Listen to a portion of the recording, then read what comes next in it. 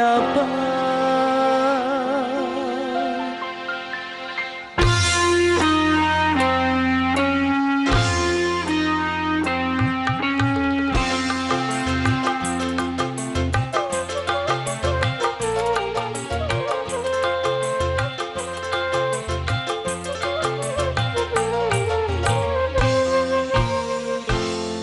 Katakanlah siapakah orang yang telah mendahului aku.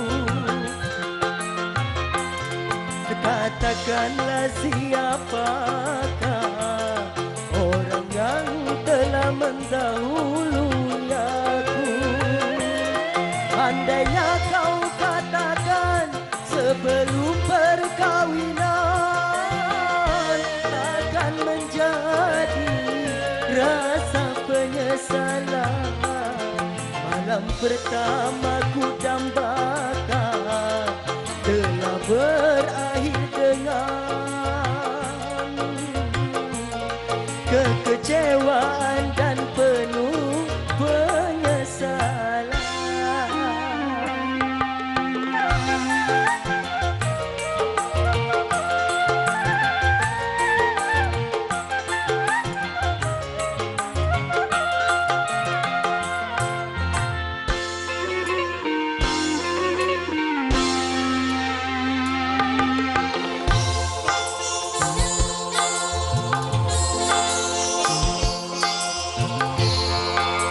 Apa arti tangisanmu di depan penghulu?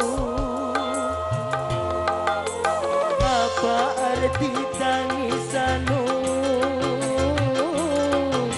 di depan penghulu?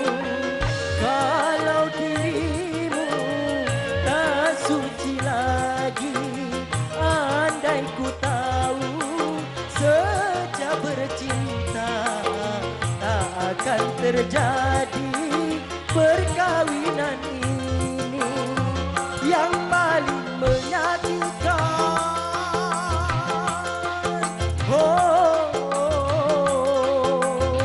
Yang paling menyakitkan hatiku ini, orang makan nangkanya aku dapat bertanya.